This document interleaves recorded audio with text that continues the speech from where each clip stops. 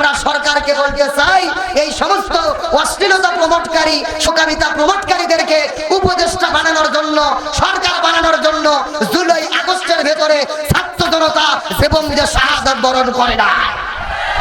আজকে মনের মধ্যে বড় কষ্ট, ফেসবুকে একটা পোস্ট দেয় হয়ে যাচ্ছে উপদেষ্টা।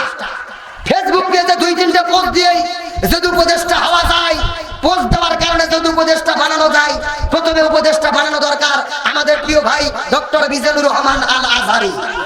এই কথা কন না কে?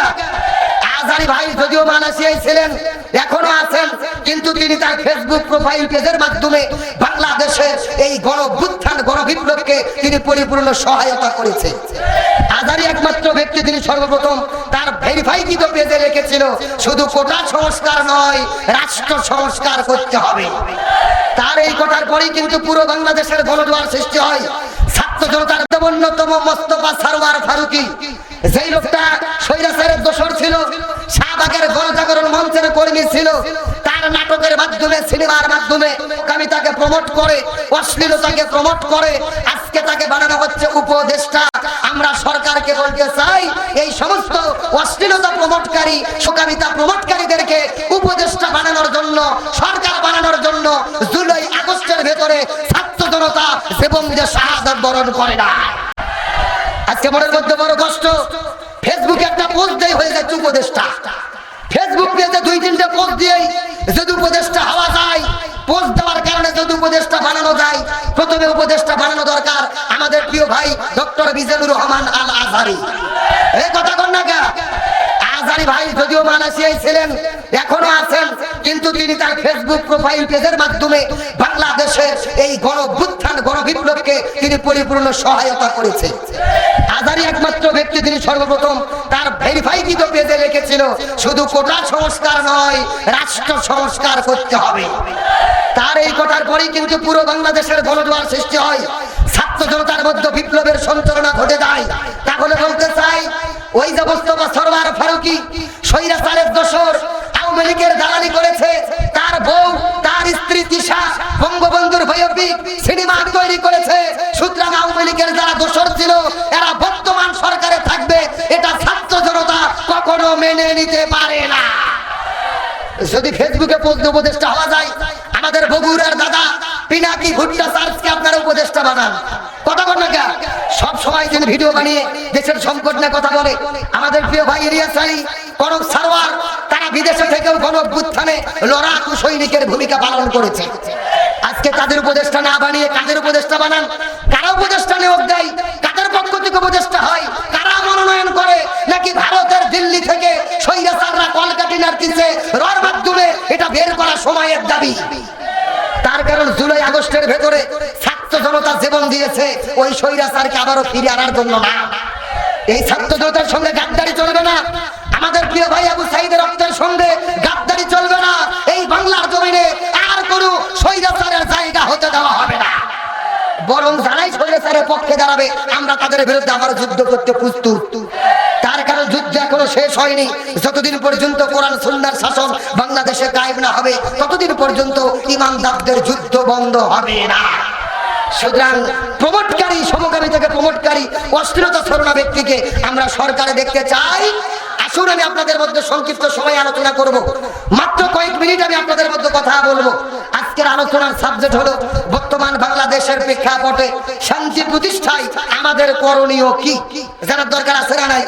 বর্তমান প্রেক্ষাপটে শান্তি প্রতিষ্ঠায় আমাদের করণীয় কি, এই সম্পর্কে গুরুত্বপূর্ণ সংক্ষিপ্ত সময় কিছু আলোচনা হবে ইনশাআল্লাহ।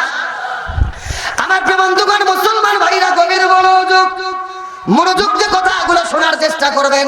এই জমিনের মধ্যে কেমনে শান্তি কায়েম হবে, এই মেসেজটা আপনাদেরকে দেওয়ার পরে বিদায় নিয়ে চলে যাওয়ার চেষ্টা করব। আমার নবীজি 17 বছর বয়সে এই জমিনের ভেতরে শান্তি প্রতিষ্ঠা করার জন্য একটা দল গঠন করেছিল, যেই দলের নাম হলো হিলফুল ফুজুল। কি নাম বললাম? গভীর মনোযোগ দিয়ে কথাগুলো বোঝার চেষ্টা করবেন। আমার নবীজি 17 বছর বয়সে এই জমিনের মধ্যে হিলফুল ফুজুল নামক সংগঠন তৈরি করলো। ওই দলের দ্বারা শান্তি কায়েম করার চেষ্টা করলো। চেষ্টা করতে করতে 17 বছর থেকে শুরু করে 40 বছর পর্যন্ত নবীজি চেষ্টা করেছে, কিন্তু নবীজির দলের মাধ্যমে এই জমিনের ভেতরে শান্তি প্রতিষ্ঠা করা যায় গভীর মনোযোগ দিয়ে বোঝার চেষ্টা করবেন। নবীজি 23 বছর ধরে চেষ্টা করলেন, তারপরে নবীজি জমিনের মধ্যে তার দলের মাধ্যমে শান্তি কায়েম করতে পারলো না। কিন্তু নবীজির বয়স যখন 40 বছর হয়ে গেলে নবীজির উপরে যখন আল্লাহ তাআলা কোরআন নাযিল করলো, ওই কোরআন যখন নবীজি জমিনের মধ্যে কায়েম করলেন, ওই কোরআনের দাওয়াত যখন দেওয়া শুরু করলেন, ওই কোরআনের সমাজ গঠন যখন আমার নবী করলো, ওই জমিনের মধ্যে শান্তি কায়েম হয়ে গেল। 40 থেকে শুরু করে 63 বছর পর্যন্ত 23 বছর নবীজি চেষ্টা করলো, এই জমিনের মধ্যে শান্তি কায়েম হলো। আগে 23 বছরের শান্তি কায়েম হলো না। নবীজির জীবনটা দুই ভাগে ভাগ করেন। নবুয়ত পাওয়ার আগের হলো 23 বছর, আর পরের হলো 23 বছর। পরে 23 বছরের শান্তি কায়েম হলো, কিন্তু আগে 23 বছরে নবীজি শান্তি কায়েম করতে পারলো না। তার কারণ হলো আগের 23 বছরে নবীজির দল ছিল, কিন্তু নবীজির দলের সংবিধান আল্লাহর কোরআন ছিল না। কথা কি বোঝা যায়? খুব ভালো করে মাথার মধ্যে ঢুকান। আপনার আমার মতো দুই জায়গার ছুটকে ফাটকে হুজুর না, তেলতেলা গোয়েন্দার নেতা না। স্বয়ং আমাদের নবী 23 বছর ধরে জমিনে শান্তি কায়েম করতে চেয়েছে, দল গঠন করেছে, শান্তি কায়েম করতে পারেনি। তার মানে বোঝা গেল এই দেশেও তারা শান্তি কায়েম করতে চায়। যেই দলের সংবিধান কোরআন না, কোরআন দিয়ে যেই দল চলে না, ওই দলের মাধ্যমে এই জমিনে শান্তি কায়েম হতে পারে না। তারা যদি শান্তি কায়েম করতে চায় কি লাগবে? আরো ধরে বলেন, ভালো করে বোঝার চেষ্টা করবেন। এই যে আপনারা লিখে দিয়েছেন আব্দুল সালাম যুক্তিবাদী, যুক্তিতে কিছু কথা আপনাদের বুঝাই।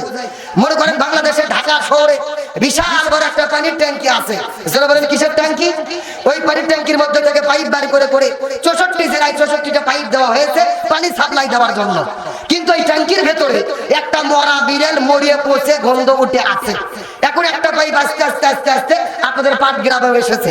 এখন পাইপ দিয়ে সেই পানি পাটগ্রামে বের হচ্ছে। বলেন তো দেখি ওই পানি ভালো না গন্ধ? আরো জোরে বলেন। এখন গন্ধলা পানি বের হওয়ার পরে লালমনিরহাট জেলায় যত হুজুর আছে, মুফতি, মুহাদ্দিস, ইমাম, খতিব, সব আলেমদেরকে ডাকা হয়েছে। এই আলেমের গোষ্ঠীরা তোমরা ফু দিয়ে দিয়ে ময়লা পানি পরিষ্কার করো। হবে? আপনাদের কি মনে হয় মুখের ফুদে পানি পরিষ্কার হবে? বলেন তো পানি পরিষ্কার করতে গেলে কি পরিষ্কার করা লাগবে? ওই ট্যাঙ্কি পরিষ্কার করা লাগবে। এটাকে বুঝতে পেরেছেন? এখন আসল কথা শোনেন। এই বাংলাদেশেও শান্তি প্রতিষ্ঠার একটা ট্যাঙ্কি আছে, যার নাম হলো সংসদ ভবন। আরো ধরে বলেন। আর ওই সংসদ ভবনের ভেতর থেকে বাবার আইন, দাদার আইন, চাচার আইন, কার্ল মার্ক্সের আইন, লেনিনের আইন, পুতিনের আইন, সক্রেটিসের আইন, প্লেটোর আইন, ভারতের আইন, ব্রিটিশের আইন, টাকলা ডক্টর কামালের আইন, মানুষের তন্ত্র মন্ত্রগুলোকে জুটো এবং ঝাঁটা পিটা করে বের করে দিয়ে যতদিন পর্যন্ত এই কোরআন সংবিধান সংসদের মধ্যে না ঢুকবে আর কোরআন দিয়ে বাংলাদেশ পরিচালিত না হবে, ততদিন পর্যন্ত এই জমিনের ভেতরে শান্তি আসতে পারে না, পারে না, পারে না। সুতরাং বাংলাদেশের শান্তি কায়েমের জন্য এই কোরআন দিয়ে বাংলাদেশ চলুক, এটাকে আপনারা চান? কারা কারা চান? দুটি হাত আল্লাহকে তুলে দেখা দেন।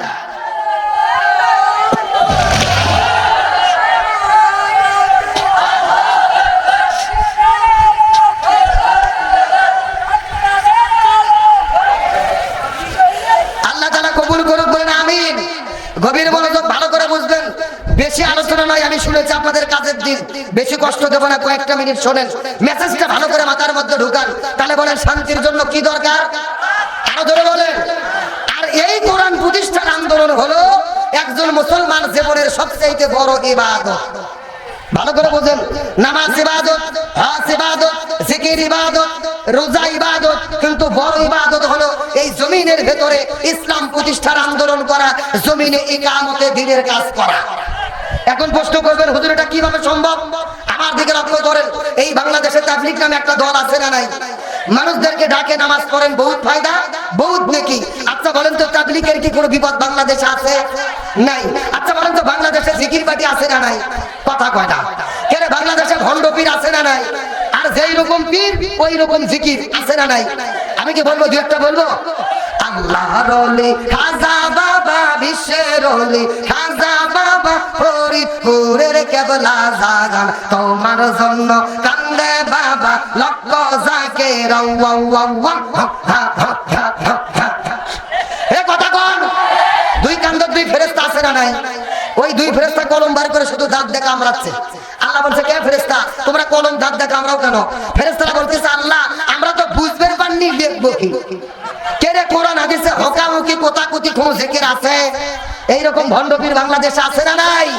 আর আমার মাঝে মধ্যে গান গাই, পানি ঘর গড়াইয়া পড়তাছে, বাবা আমায় ডাকতাছে।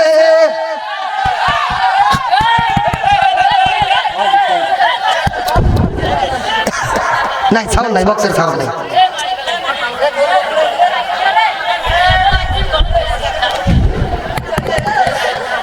আসেন বসেন, এই যে যখন একটু সাউন্ড চলে যায় আর শ্রোতা এখান থেকে পেলে চলে যায়, কেমনে ওয়াজ করবে? না না, এই পরিবেশে ওয়াজ হয়? তাহলে বলেন ভণ্ডপীর আছে না নাই? এরা গান গায়, পানি ঘর গড়াইয়া পড়তাছে, বাবা আমায় ডাকতাছে, আইরে মানিক আমার বুকে নাই, বুকের মধ্যে বাসে প্রাণ, তার ভেতরে মেশির গান, ভান্ডারি বাবা আমায় পাগল করেছে। আছে না নাই? গানটা ভালো করে বোঝেন। বলছি যে পানি ঘর গড়াইয়া পড়তিছে, বাবা আমায় ডাকতিছে। এখন বলো তো, বাবার পানি পড়ার সাথে যদি মুড়িদের ডাকার সম্পর্ক হয়, লক্ষণ ভালো না খারাপ? এই বাবার কোন দিক দিয়ে পানি পড়তিছে, পেয়ারার লঙ্গি খুলে পরীক্ষা করে দেখা দরকার। এ কথা কর না কে? এইরকম ভণ্ড বাংলাদেশের মধ্যে আছে না নাই? কবির মনোযোগ দিয়ে বোঝার চেষ্টা করবেন। এই বাংলাদেশের মধ্যে একটা জেলা আছে, যেই জেলার নাম হলো কুষ্টিয়া জেলা। জোরে বলেন নাম কি? এই গত 4 বছর আগে কুষ্টিয়া জেলার মধ্যে গেছি। ওই কুষ্টিয়া জেলার ভেতরে একটা ভণ্ড বাবা আছে, যার নাম হলো বাবা লালন শাহ। ওই লালন শাহর দরবারের মধ্যে যাওয়ার পরে লক্ষ্য করে দেখি একটা পাগলের মতো লোক বসে আছে, যার মাথার মধ্যে হলো চট, আর পরনে পরে আছে চট, আর শরীরে পাঠার মতো গন্ধ, কাজ দিয়ে যাওয়া যায় না। কথা কি বুঝতে পেরেছেন? আমি আস্তে করে যাওয়ার পরে লক্ষ্য করে দেখি ওই বাবার গাও ধরে কিছু মহিলা মানুষেরা টিপাটিপি করতেছে। চিৎকার করে বলেন তো, মেয়ে মানুষ যদি ছেলে মানুষের গায়ে হাত দেয়, লক্ষণ ভালো না খারাপ? আরো জোরে বলেন।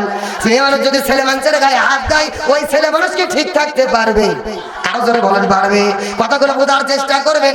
একটা যুবতী মেয়ে অন্য কোন পুরুষের শরীরের মধ্যে যদি হাত দেয়, সব জায়গাও যদি ঠিক থাকে, অন্তত একটা জায়গা ঠিক থাকবে না, যদি সে হিজড়া না হয়। এ কথা কোন?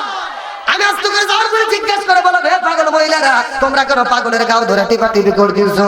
আমাকে ডাকতে বলে, হুজুর এটা পাগল নয়, এইটা হলো আল্লাহর ওলি। কিসের ওলি? পরীক্ষা করে দেখার দরকার আছে না নাই? আমি কিছুক্ষণ পরে আস্তে করে চলে গেলাম। যাওয়ার পরে লক্ষ্য করে দেখি ওই বাবাটা পেশাব করার জন্য বসেছে। আমিও তার পেছনে পেছনে গেলাম। যাওয়ার পরে লক্ষ্য করে দেখি বাবা পেশাব করেছে, কিন্তু পেশাব করার পরে পানি ব্যবহার করে। তখন ভালো না খারাপ? আমি আস্তে করে যাওয়ার পরে জিজ্ঞেস করে বললাম, বাবা আপনি পেশাব করলেন, পানি কেন ব্যবহার করলেন না? আমাকে ডাকতে বলে, হুজুর আপনি শরীয়তের হুজুর, মানে কত বুঝবেন না। আমি বলে শরীয়তের হুজুর, মানে কত বুঝবো না? আমি ডাকতে বললাম, কত তো আল্লাহর ওলি, আপনি বুঝে দিলেই তো বুঝতে পারবো, আপনি বুঝে দিলেই তো বুঝতে পারবো। আমাকে ডাকতে বলে, হুজুর আপনি কি জানেন এই পানি কোন পানি? আমি বললাম, এই পানি কোন পানি? বলে নবীর নাতি ইমাম হুসাইন ওই কারবালার প্রান্তরে পানি পানি বলে চিৎকার করে শহীদ হয়ে চলে গেছে। নবীর নাতিকে একটা ফোঁটা পানি দেওয়া হয় নাই, যেই পানি ব্যাগরে নবীর নাতি শহীদ হয়ে গেল রে, আমি ওই পানি আমার এই জায়গায় ঠেকাবো না।